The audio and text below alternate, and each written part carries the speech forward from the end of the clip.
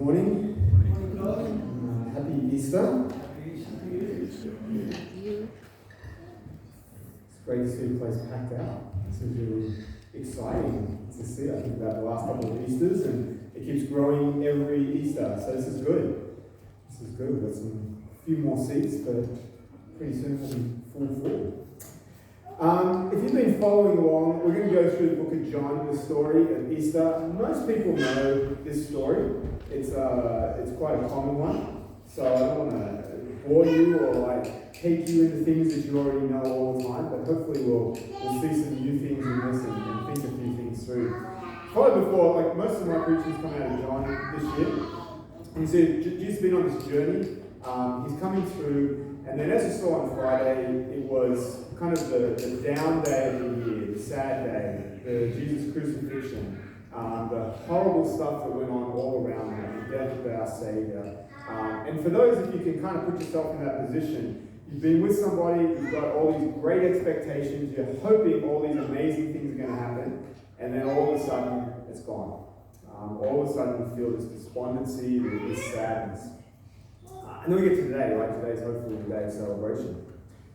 Let's say that Easter is my favourite of the holidays. I thought long and hard about this. Easter's been my favourite holiday for a long, long time. Christmas is nice, right? Christmas is really nice, and you'll see a bit of a theme here, because you get presents on Christmas. Most of the time you get presents. But sometimes you don't always get the best Christmas presents, right? And I've been told I'm quite a difficult person to buy for Christmas, in a few reasons. My wife is nodding out there. One is that I like surprises. So I don't like to tell people what I want for Christmas. I think it's more interesting if you surprise me. That, I guess, makes it a little hard because maybe you get it wrong. Second is that kind of because I've been the main earner in the house, I kind of buy what I want when I want it type of thing too. So often I get in trouble. It's like, wow, Christmas is coming or your birthday's coming and you went and bought what I was going to buy you for that holiday. So that's kind of what I do anyway. But Easter's so simple because you just buy lots and lots of chocolate Easter eggs. Lots of chocolate Easter eggs will always make me happy. The more chocolate Easter eggs you get, the more I'll be happy, right? It's kind of a simple one. You don't have to be very complicated here. It's probably as long as I don't have turkeys to light them, pretty much anything else is doable for Christmas, for Easter. So that's my favourite. So one of the things I love to do on Easter is to do Easter egg hunts. And last year we were away as a family, actually almost my entire family in the country gathered together, and we did this massive Easter egg hunt. And I remember asking Joyce to go and buy Easter eggs, and she came up with a bag about this size. And I was like, what are you going to do with that? Someone about bought 4 grocery bags full of Easter eggs. And even my aunties who are in their 80s got into this thing. I mean, they're finding Easter eggs and doing this. So I thought this morning I could do an Easter egg hunting here for everybody. I thought it'd get a little chaotic. I know some of you would get really into it and have chaos.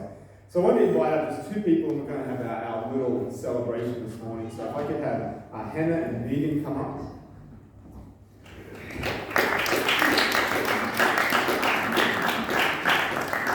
This is the closest that I'm going to get to this here. You can have the mics as well. So I'd like to give you your present for this morning and you your present. You guys can open them. You open them holding one. They're really pretty. They're quite talented.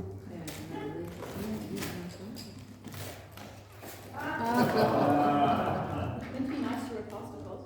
I'm meant to be, I'm sorry. What's in the box? There's nothing in the box. Oh. How about you? There's nothing in the box. There's nothing in the box? How do you feel? Sad. You feel sad? How do you feel? I'm pretty annoyed. You're pretty annoyed.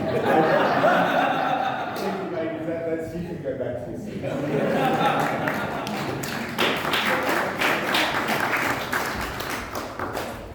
As I was going through the story of Easter, I realized that Easter actually doesn't start in a very happy way. Easter Sunday, the arrival isn't a happy occasion. I'd all the time kind of thought this was the great day of celebration. I kept reading through and I said, wow, actually, this feels even worse than the Good Friday. Can you imagine arriving at the tomb of Jesus and it being empty? You don't yet get this idea that there's been a resurrection, there's a raising from the dead. We're looking backwards in time. But for the ladies who arrived there first, this is a day of even greater sadness. I was trying to think about this. I mean, can you imagine if somebody close to you died, especially somebody who's in their prime, in their 30s, they're killed, they've been murdered, you turn up at the funeral and they're like, sorry, the body's not here. It's been taken away. Like, the depth of what that would add to your sadness, it gets sadder and sadder and sadder. The empty tomb, at first, wasn't a good thing. It wasn't a happy occasion. Like the boxes and the presents, you've got some expectation, even if it was a small box and a small present, and then it's even sadder. It was the women who first arrived at the tomb, and I've always been fascinated by this idea of what's going on with the women. We'll come to this. If you read the 4 different Gospels, you see that there was a lot of Marys. I kind of got lost in how many Marys there were. There's at least 4 Marys, maybe there was more Marys. Mary is obviously a very popular name. If you read one passage, it seems like Mary's sister was also named Mary. I've seen that in men. I hadn't seen that in women before. But it's the women who first came to the tomb. It's the women who were the last ones really at the cross of Jesus. It was the women who came again and again and again. The women were faithful. They were faithful again and again. They never quit on Jesus. It's fascinating. They never quit. We often look at the men. We look at the disciples. We look at the fact that as Jesus was being arrested, the men scattered. But the women didn't. They continued to appear again and again in the stories. And so it's no surprise that they're the first ones to go to the tomb. Now, I've also wondered kind of why this is. They're faithful. Well, you notice the ministry is a fascinating thing. In ministry and in other parts of life, you find that women are more willing to go into hard places. And you may have heard me say this before. I trained people in university for about 8 years, and the focus was going into some of the toughest places there were in the country. 95% of the people who joined that program were women. And so I began calling people all over the country and all over the world and saying, what's going on here? Why do the women keep coming? They say, hey, women are more willing to go to hard places. It's not coincidental that women are more likely to be teachers of young children. It's also it's not unlikely that women are the ones who are most likely to go into nursing as well. 2 very, very difficult things to do. Women turn up in hard places. But there's also something else here that I think is going on, is that the women weren't really seen at that time. They weren't seen as a threat. And I've heard stories again, and you can look up some of these things. Probably all of the disciples, the apostle disciples, were executed except for John. Pretty high rate. So we've got at least 11 out of 12, if we take Judas out of there, we add Paul in kind of in his position. They were killed, plus others were killed. But I started looking up and I said, when was the first woman killed for being a believer in Jesus? What could I find? And the best I could find was a woman called Petua, who was a young African Christian. She was killed in 203 AD, so about 170 years after the first disciple was killed, was the first woman was killed. Isn't that fascinating? Why weren't women being killed? They were there, they were faithful. And I think a large piece of that is because they weren't seen as a threat. They lived on the fringes, they were on the outskirts. No one even noticed them. And this allowed them to do these beautiful things about going to these tough places without being threatened.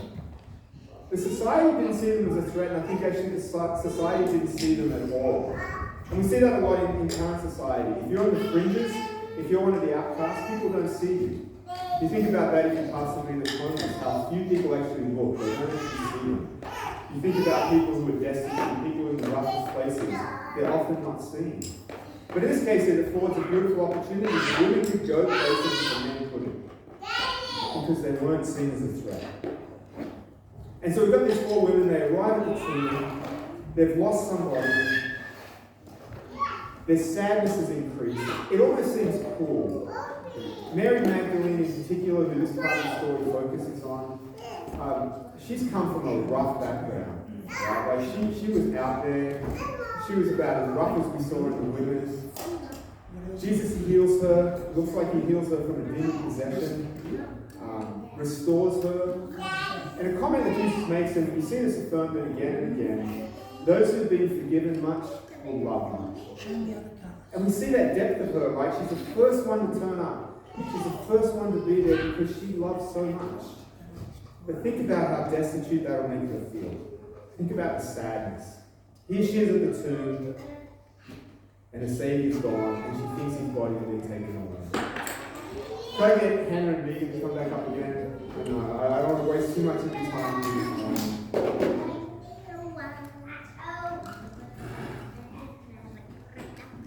You can already see that it's one that's frustrated. What's he going to do this time?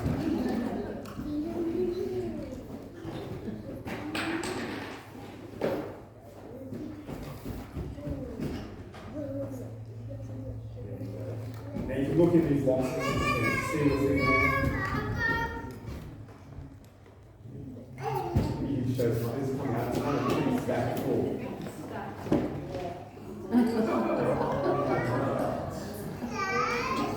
How's that make you feel? I am a nice pastor, thank you.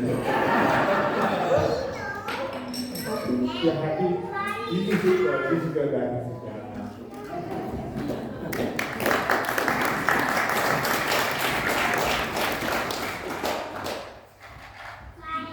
If you see the small boxes they had, their little packets, these were too small to hold what I really wanted to be for them.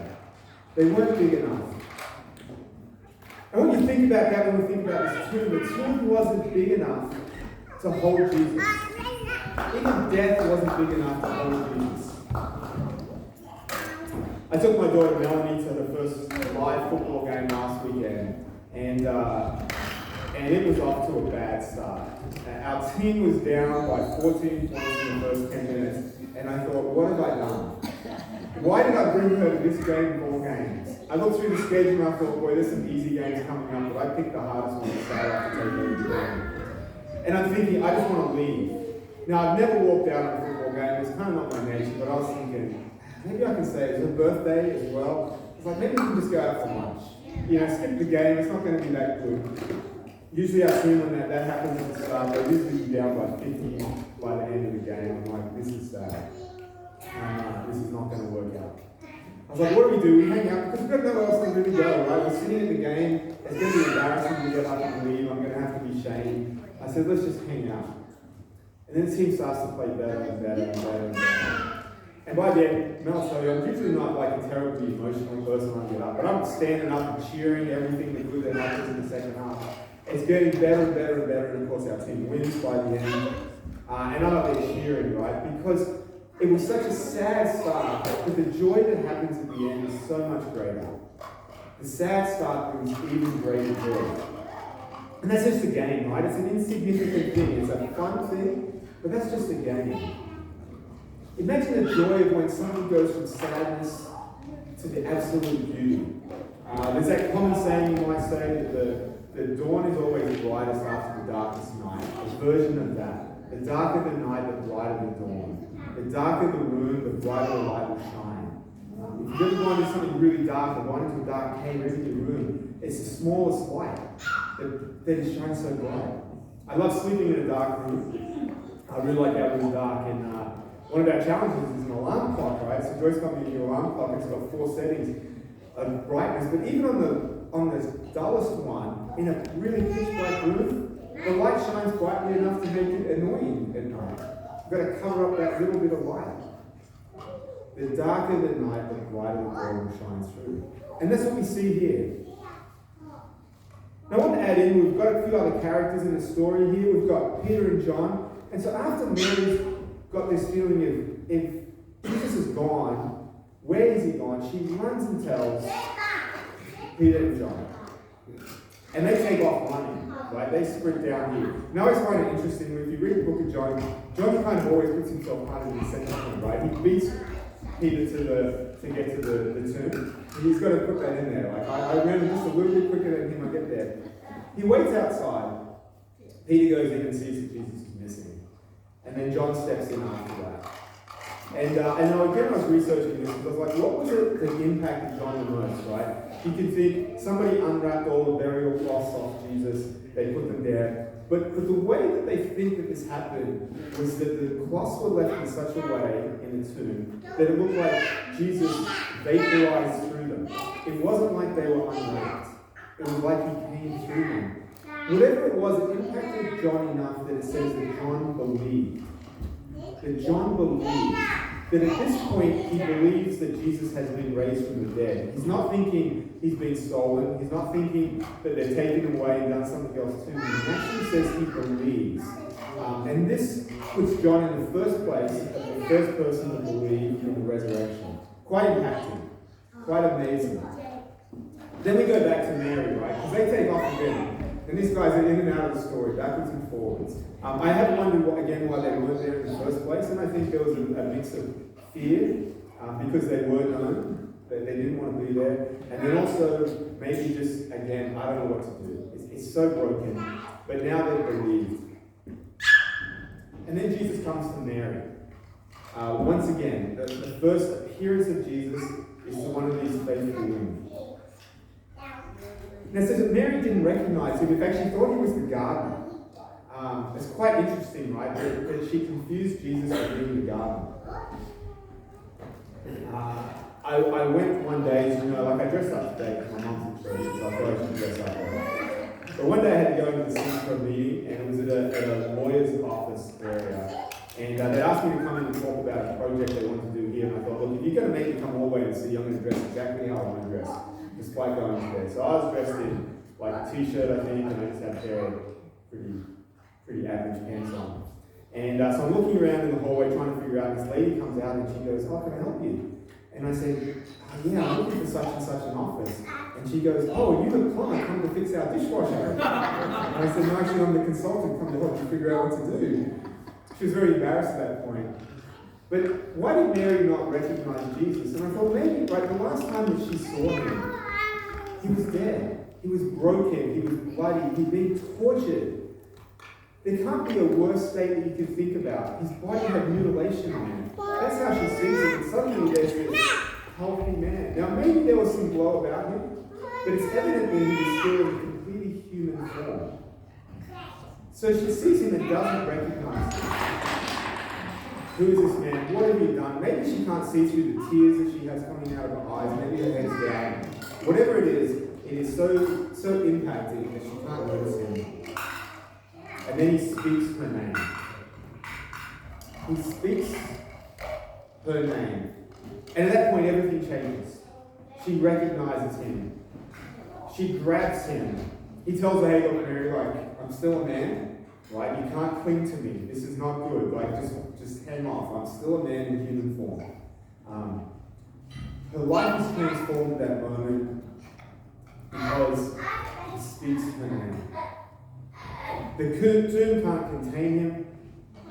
Death can't contain him. And he speaks the name. We had the reading from Job. Job is one of my favorite stories. When I was in seminary and I had to take preaching classes, and we preached on Job because we wanted to look at the suffering and ask, how can you be suffering this much and still speak beautifully of God? And this is where Job's word. I want to imagine that Job at this point had lost his whole family, had lost all his business, was at his lowest of low points. He'd been afflicted physically. His friends were just complete jerks at the time. They'd gone from being encouragers to just jerks telling him all the things they thought he might have done wrong. And this is what Job says. For I know that my Redeemer lives, and at the last he will stand upon the earth. It's probably 2,000 years before Christ is born that Job is quoting and talking about his Redeemer lives. What Mary gets to witness as the first witness, Job has prophesied for 2,000 years before. Also think about one of the stories that I love the most in Scripture is comes from the book of Daniel. Shadrach, Meshach, and Abednego. Maybe you've seen the Veggie Tales. I've seen the main one. These three guys are in all kinds of trouble because they refused to bow down to Nebuchadnezzar the king. They were told that they would be executed if they didn't do this. And he was going to throw them into an oven, right? Basically into a fire and oven to put me to death. And these men respond to him after they're told to bow down. They say, look, we're never going to bow down to you. O Nebuchadnezzar, we have no need to answer you in this matter. We're not going to tell you why we're going to do this. If this be so, if you want to kill us, our God whom we serve is able to deliver us from the burning fiery furnace, and he will deliver us out of your hand, O king. But if not, be it known to you, O king, that we will not serve your gods or worship the golden image you have set up. What they say there is, look, we think God's going to deliver us, but even if he doesn't deliver us, we don't have to bow down, because we have nowhere else to go. The same is what Mary's saying when she comes here. I had nowhere else to go. Where else would I be except with my Saviour? And now he's spoken my name. So I'll leave you two things today. If you don't know Jesus, if you're not a Christian, today is the best day to come to know him. He speaks your name. Will you answer him? In the same way that he spoke Mary's name and it changed her life. He speaks your name today. Will you answer him? And if you are a Christian, I'd say in the same way that the tomb can't contain Jesus, I don't think we can contain Jesus either. I think it has to flow out. I like Ben's I haven't heard those words before about what Ben's going to do, the walk up, right? I love that. It's going to contain. I think about, I didn't ask Ken permission to share, but I'm going to share something that Ken said the other day. We were sitting outside, and he was talking about his growing faith and his love of Jesus. And he said, to paraphrase me, I don't want to be a Bible basher, but I just can't help telling people about Jesus. And I thought, is there any better way of telling than that? I just can't help telling people about Jesus. I just can't contain him inside any longer. He just comes out and out. In the same way the tomb can't contain him, let him come out of us and flow out of us on the greatest day of the year. Let me pray. Lord, I thank you. I thank you for the resurrection. Lord, I thank you that Job told us it was coming. Lord, I thank you for Mary's faithfulness. Lord, I thank you for John who believed before he saw you. Lord, I thank you that you speak our name. Lord, I thank you that you call out to us. Lord, I thank you that you're risen and reign forever. Amen.